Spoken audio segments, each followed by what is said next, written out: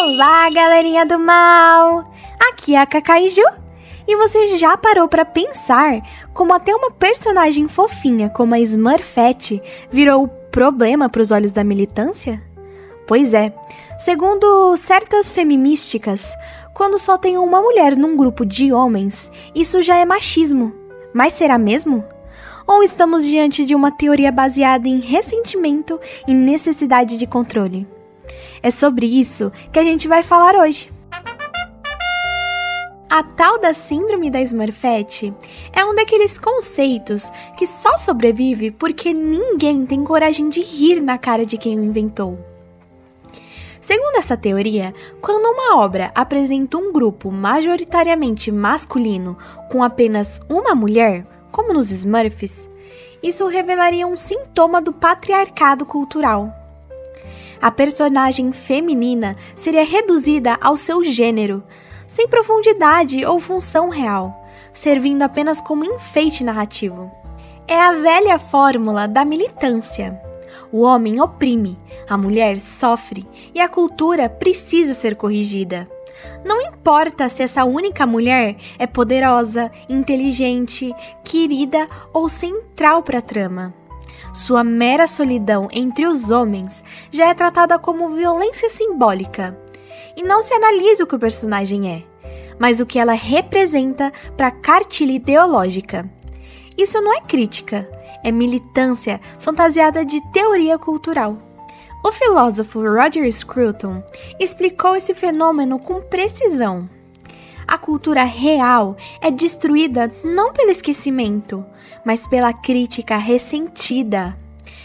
A crítica feministática à Smurfette não nasce do amor à arte, mas da vontade de reescrevê-la segundo um roteiro ideológico. Não se trata de representar melhor as mulheres, mas de submeter toda a estrutura narrativa à visão utópica de quem confunde empoderamento com controle.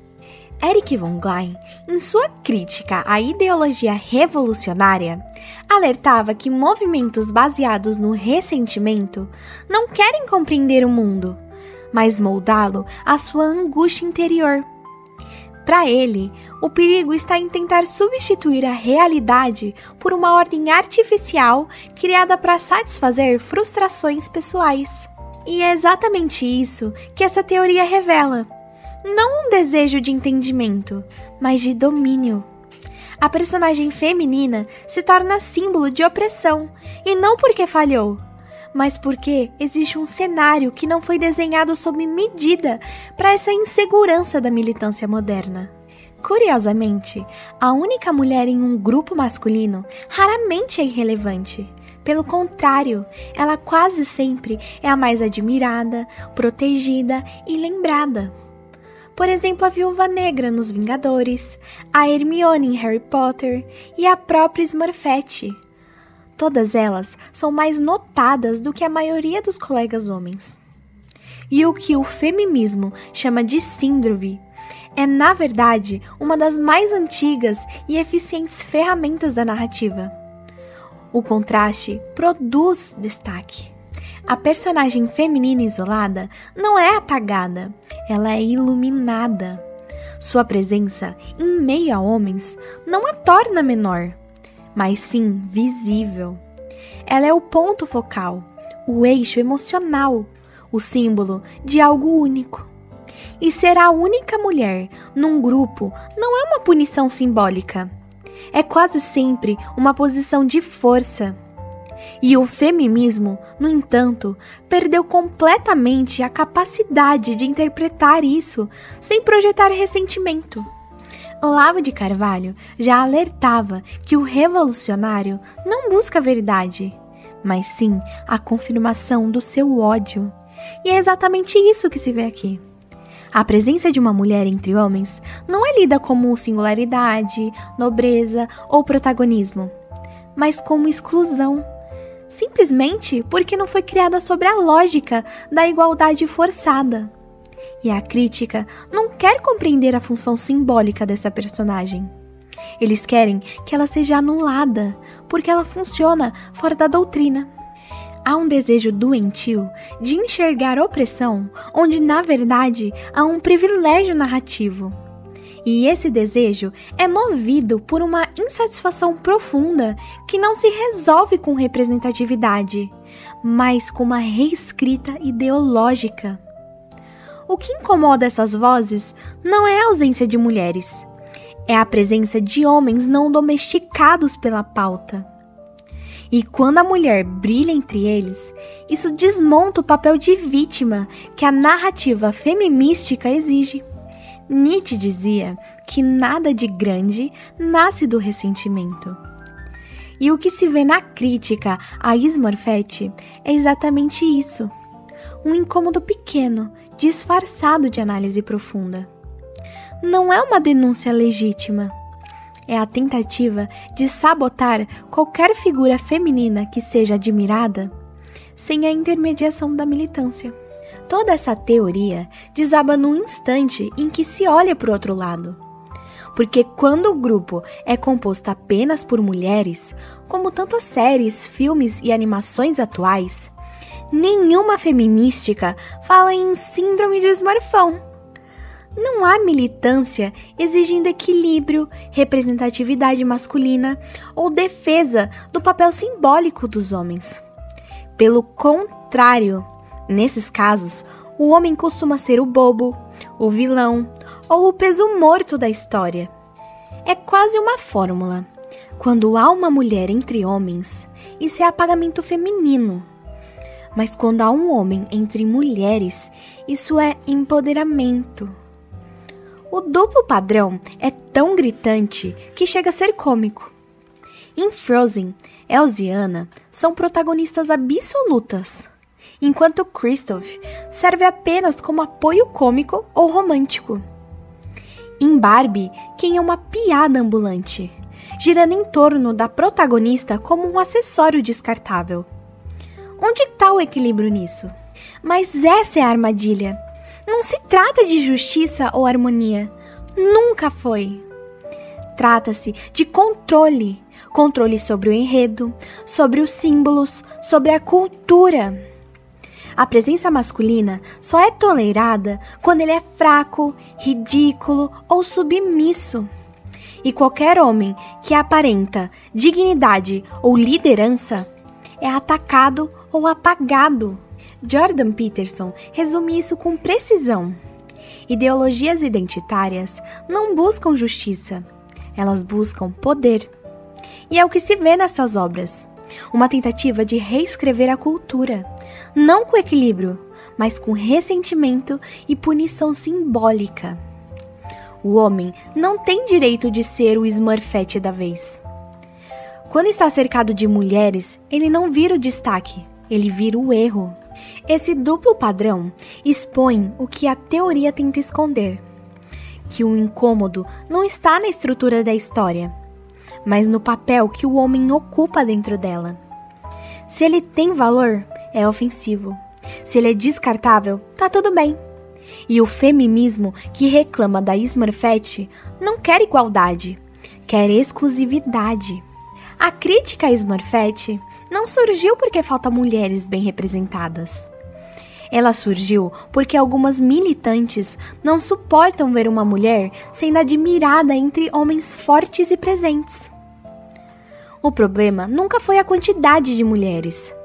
O problema é o contexto. Se os homens ao redor não foram enfraquecidos, já é ofensivo. E não se trata de buscar representatividade, mas de moldar todo o cenário à imagem de um discurso ressentido.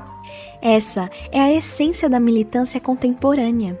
Ela não busca convívio entre os sexos, mas supremacia narrativa. A personagem feminina que existe sem precisar do aval da cartilha ideológica incomoda, porque escapa do controle. O feminismo moderno não quer ver a mulher ao lado do homem.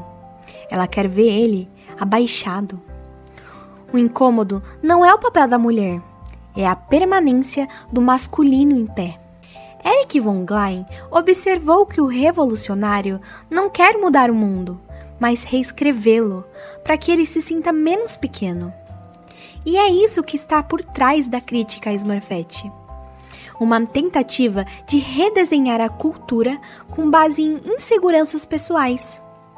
O objetivo não é justiça simbólica, é conforto emocional travestido de teoria. Edmund Burke já advertia que toda tentativa de reinventar a sociedade do zero resulta em tirania. E hoje vemos essa tirania se manifestando como estética, como inclusão obrigatória, como cotas narrativas. Representatividade para essas vozes não é mais a presença de diferentes personagens com suas virtudes. É a presença de personagens submissos a essa ideologia. O homem só pode existir se ele for frágil. E a mulher só pode brilhar se for em nome de uma causa. O feminismo que critica a Smurfette não está buscando igualdade. Ele está tentando evitar qualquer cenário onde mulheres convivam com homens de forma equilibrada. A verdade é que muitas dessas militantes não suportam nem mesmo a presença masculina, quanto mais a sua participação ativa e digna dentro de um grupo. O incômodo não é com a suposta falta de mulheres, é o fato de a mulher não ser o centro absoluto de tudo.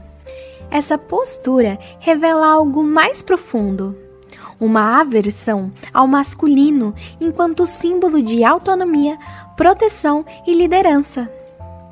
Os homens só são aceitos quando são tornados caricaturas, ou são passivos ou ridículos.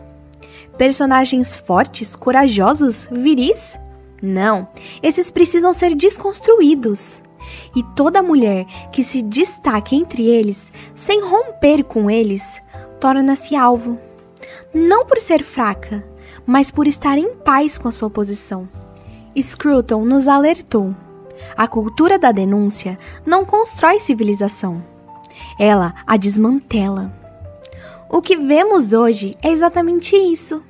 Uma tentativa de demolir qualquer espaço onde o masculino e o feminino possam coexistir sem conflito ideológico. A militância não quer ver uma mulher forte entre homens fortes. Ela quer ver apenas mulheres e homens descartáveis ou censurados. E quer isso não por justiça, mas por vingança.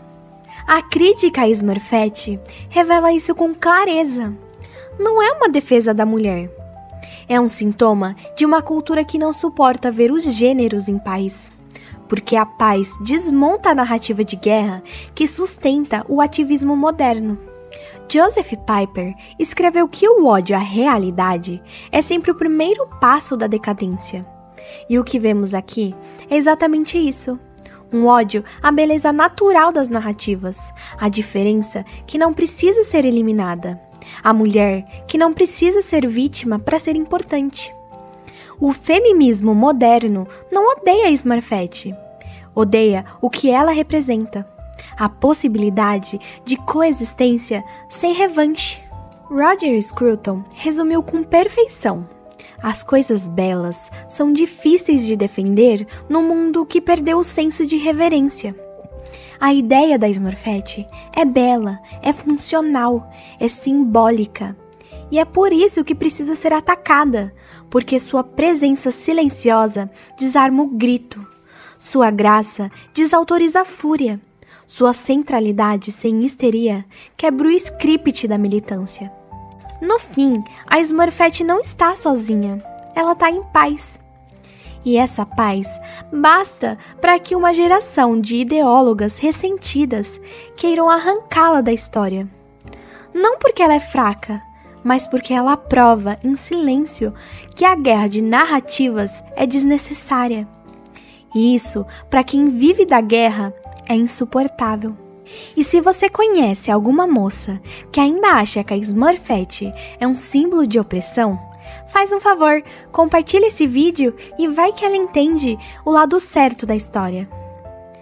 Deixa um like e comenta aqui embaixo em quais outros grupos você vê essa teoria da Smurfette não fazendo muito sentido. E se eu não te fiz pensar, pelo menos te irritei.